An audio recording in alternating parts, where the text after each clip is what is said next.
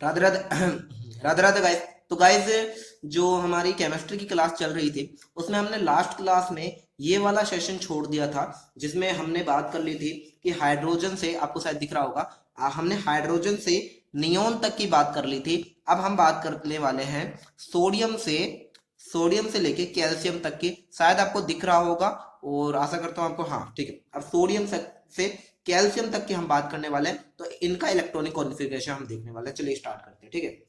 चलिए सोडियम का electronic configuration हम देखने वाले हैं। आशा करता हूँ आपने पिछली वीडियो देख ली होगी गाइस। अगर आपने पिछली वीडियो नहीं देखी है तो पहले एक बार पिछली वीडियो देख लेना, उसके बाद में ही आगे बढ़े। ऐसे आगे मत बढ़े, जो ऐसे आपको दिक्कत हो सकती है। तो पहले आप इलेक्ट्रॉनिक कॉन्फ़िगरेशन यानी कि इलेक्ट्रॉनिक कॉन्फ़िगरेशन वाला पिछला पार्ट देख के आए, उसके बाद में यहाँ पर आए, ठीक है। ओके, तो अभी फिलहाल हम बात करने वाले हैं, तो केमिकल बॉन्डिंग हो गया था और हम बात करने वाले हैं गाइस फिलहाल इलेक्ट्रॉनिक कॉन्फ़िगरेशन की। तो इलेक्ट्रॉनिक कॉन्फ़िगरेशन वाला वो वाला डायग्राम, हाँ ये रहा। चलो याद आना है, ठीक है। चलिए अब स्टार्ट करते हैं। 2 मिनट रुकिए, 2 मिनट रुक जाइए गाइस, ठीक है। हो गया।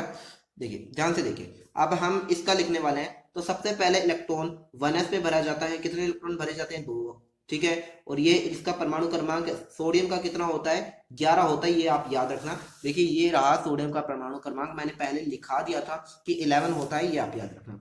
तो इसमें और जितने परमाणु क्रमांक होंगे उतने ही इलेक्ट्रॉन होते हैं, तो ये याद रखना। यानी कि सोडियम में 11 इलेक्ट्रॉन होते हैं, तो 11 इलेक्ट्रॉन को हमें भरना है। 1s में 2 इलेक्ट्रॉन भर गए, और इस तरह से 2s में भी 2 इलेक्ट्रॉन भर चुके हैं, और 2p में 6 इलेक्ट्रॉन भरे जा चुके हैं। अब 3s में 1 इलेक्ट्रॉन भर जाएगा, ठीक है। इसी तरह हम आगे बात करने वाले हैं मैग्नीशियम की। मैग्नीशियम में 12 इलेक्ट्रॉन होंगी। 1s2, 2s2, 2p6, 3s2। अच्छा, ये 3s कहाँ से आया तो मैं आपको दिखा देता हूँ, ध्यान से देखिए। 2p के बाद में इलेक्ट्रॉन 3s में भरा जाता है, तो आप ध्यान से देखिए, 2p के बाद में 3s, ठीक है। इसलिए इलेक्ट्रॉन को 3s में भरा गया। अब 3s खत्म हो गया। अब 3s के बाद में कहाँ पे जाएगा? ये अपनी ये जो गाड़ी है ये जाएगी 3s के बाद में 3p पर, ठीक है। तो अब आएगा 3p, ठीक है। तो एल्यूमिनियम पे आएगा 1s2, 2s2, 2p6, 3s2, और ये आ जाएगा 3p1, ठीक है। एल्यूमिनियम के बाद में आ जाता है सिलिकॉन गाइस, तो सिलिकॉन पे चलते हैं।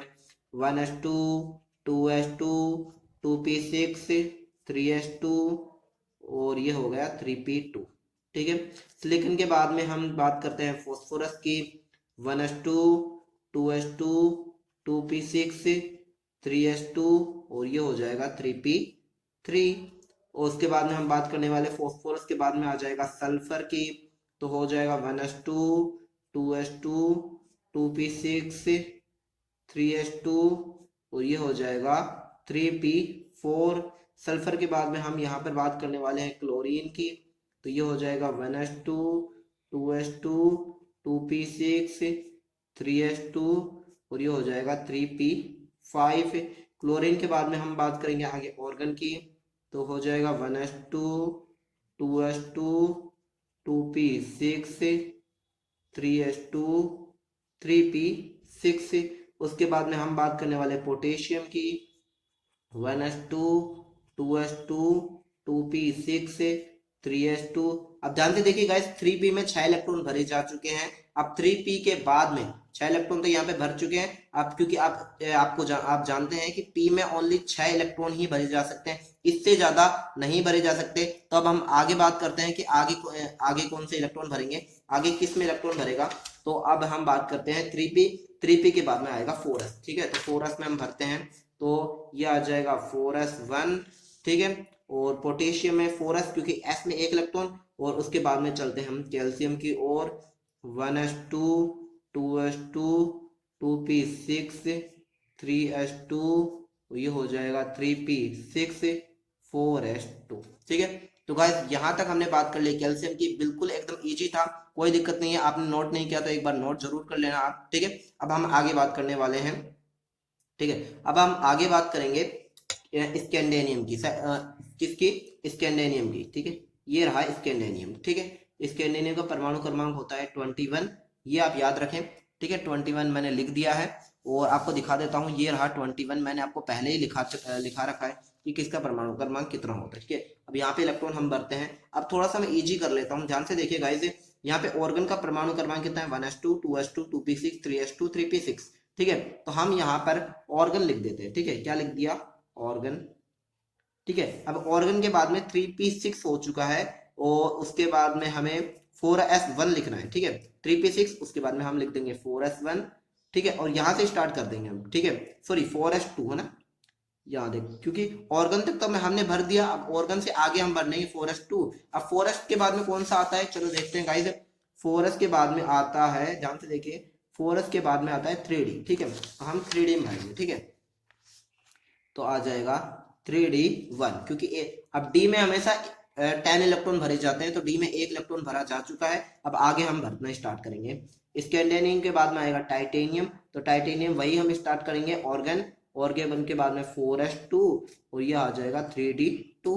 सही है, आगे हम बात करेंगे 23 पर, स्कैंडियम टाइटेनियम वेनेडियम। वेनेडियम में भी स्टार्ट करेंगे ऑर्गन और ये रहा 4s2 और 3d3।